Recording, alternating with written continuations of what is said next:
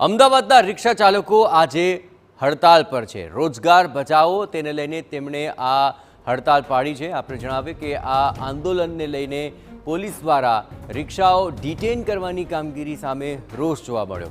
Police માત્ર રિક્ષા ચાલકો સામે જ કાર્યવાહી કરતી હોવાનો આ તમામ લોકોએ આરોપ લગાવ્યો।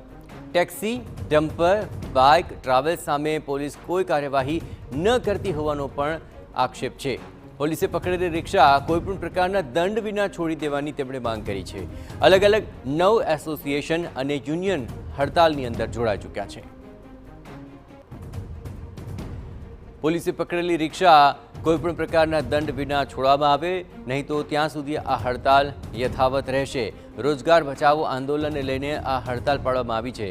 ખાસ કરીને અમદાવાદના રિક્ષા ચાલકોએ અહીં પોલીસ પર ગંભીર આરોપ લગાવ્યા છે કે માત્ર રિક્ષાઓ જ ડિટેન કરાય છે, પરંતુ અન્ય જે ભારે વાહનો છે તેની સામે કોઈ જ કાર્યવાહી કરવામાં નથી આવી રહી। એટલું જ નહીં, તેમની રિક્ષાઓ પણ ડિટેન કરી લેવામાં આવી છે અને દંડનાત્મક કાર્યવાહી કરવામાં આવી રહી છે। તો કોઈપણ પ્રકારના દંડ વિના આ રિક્ષા છોડી દેવામાં આવે તેવી તેમણે માંગ કરી છે। જોકે સૌથી મહત્વપૂર્ણ બાબત એ છે કે અહીં અલગ અલગ 9 જેટલા એસોસિએશન અને યુનિયન આ હડતાલની અંદર જોડાયા છે, જેને કારણે હાલ અમદાવાદ શહેરની અંદર રિક્ષાના પૈડા થંભી ચૂક્યા છે, કારણ કે 9 જેટલા એસોસિએશન અને યુનિયન આ હડતાલની અંદર જોડાયા છે અને માંગ કરી રહ્યા છે કે તેમની સામે જે કાર્યવાહી કરવામાં આવે છે તેમાં પોલીસ પક્ષપાત કરી રહી છે। અને એટલું જ નહીં, જે રિક્ષા ડિટેન કરવામાં આવી છે એને કોઈપણ પ્રકારના દંડ વિના છોડી દેવામાં આવે। રોજગાર બચાવો આંદોલન હેઠળ આ 9 એસોસિએશન અને યુનિયને મળીને હડતાલ કરી છે અને હજી આગામી દિવસોની અંદર પણ આ હડતાલ યથાવત રહેશે તેવી ચીમકી ઉચ્ચારી છે। જોકે સીધો આક્ષેપ અહીં તેમની વિરુદ્ધ થતી કાર્યવાહીને લઈને છે, કારણ કે ટેક્સી, ડમ્પર, બાઇક, ટ્રાવેલ્સ આ તમામ સામે પોલીસ કોઈપણ પ્રકારની કાર્યવાહી નથી કરતી, માત્ર રિક્ષા ચાલકોને જ ટાર્ગેટ કરવામાં આવતો હોવાનો ગંભીર આક્ષેપ લગાવવામાં આવ્યો છે। એટલું જ નહીં, આ રિક્ષાને ડિટેન કરી લેવામાં આવે છે, તેની સામે દંડ રૂપે નાણાં વસૂલવામાં આવે છે। આ તમામ બાબતોનો તેમણે વિરોધ કર્યો છે અને રોજગાર બચાવો આંદોલન અંતર્ગત તેમણે આ હડતાલ કરી।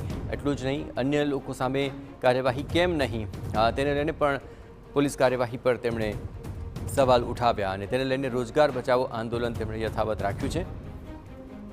વધુ વિગતે વાત કરવા જોડાઈ રહ્યા છે TV9 સંવાદદાતા રોનક વર્મા। રોનક, આખરે 9 જેટલા એસોસિએશન અને યુનિયન આ હડતાલમાં જોડાયા છે। ક્યાં સુધી આ હડતાલ યથાવત રહેશે અને તેમની મુખ્ય માંગો શું છે? બિલકુલથી જે પ્રકારે પાછલા કેટલાક દિવસોથી અમદાવાદ ટ્રાફિક પોલીસ દ્વારા જે ડ્રાઈવ કરવામાં આવી રહી છે અને ખાસ કરીને રિક્ષા ચાલકો વિરુદ્ધ જે કાર્યવાહી કરવામાં આવી રહી છે તેને લઈને જે રિક્ષા ચાલકો છે તેમાં રોષ જોવા મળી રહ્યો છે। રિક્ષા ચાલક યુનિયન તરફથી આક્ષેપ કરવામાં આવી રહ્યા છે કે ટ્રાફિક પોલીસ દ્વારા જે ચેકિંગ કરવામાં આવી રહ્યું છે તેમાં નાની મોટી ખામી જણાઈ આવે તો દંડ ફટકારવાને બદલે સીધી રિક્ષાઓ છે તે જપ્ત કરવામાં આવી રહી છે અને કેટલાક રિક્ષા ચાલકો છે તેમની ધરપકડ સુધીની પણ કાર્યવાહી થઈ રહી છે। એટલે કે સીધું જે નાના લોકો છે તેમની રોજગારી પર તરાપ મારવાનો તંત્રનો પ્રયાસ છે તે પ્રકારના આક્ષેપ સાથે જે રિક્ષા ચાલકો છે તે અત્યારે હડતાલ પર ઉતર્યાની જાહેરાત છે તે કરી છે। તેમનો દાવો છે કે આજે અમદાવાદની 2.5 લાખ જેટલી રિક્ષાઓ છે તે કાર્યરત નહીં રહે તે પ્રકારની જે વાત છે તે કરવામાં આવી રહી છે।